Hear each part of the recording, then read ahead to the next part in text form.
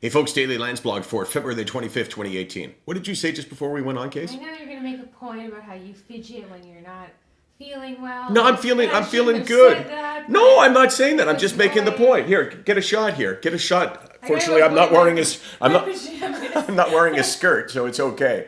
So my leg just goes, and it's like the anxiety, and I'm not really feeling much. So this is me saying, "Hey, I'm feeling pretty well." Remember, I marked my arm. I got a lot of things to talk about today. So let me start first of all with we had a work meeting, and a guy that I really respect was sitting beside me today, and he looked at my arm because my sleeves were rolled up, and I don't realize the fact that it's pretty noticeable when you have these marks here.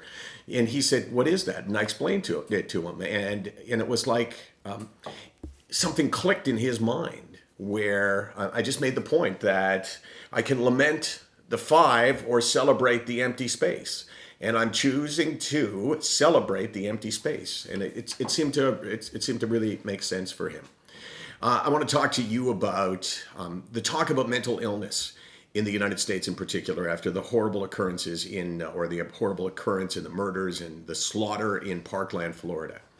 And I'm going to read to you one of the headlines, and it says, Trump speaks of need to address mental illness after Florida shooting, which I think, on the surface sounds like a good thing.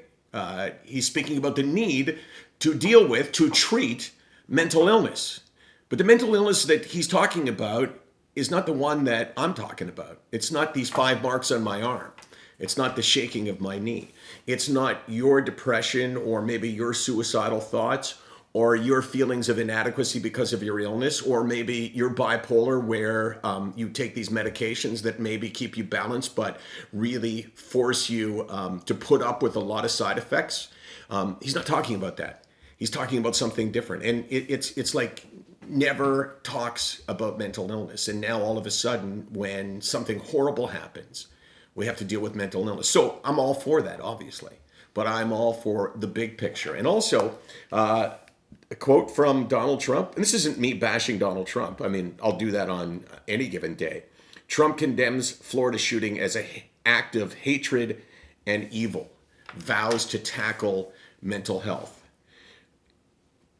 If it's mental illness, if this young person was deranged, psychotic, somehow hearing voices, I know that he had a host of problems that were actually not diagnosed.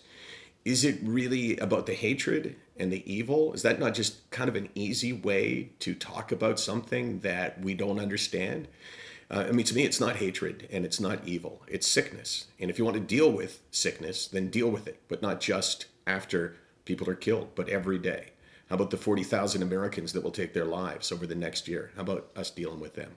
SickNotWeak.com, 24 hours a day, 364 freaking days a year. You know why we're here, right? You know why we're here? Case, why are we here? Because we need to be. There you go. Because we need to meet. We got shit to do. I like that. Nice job. Thank you. Yeah, you're welcome.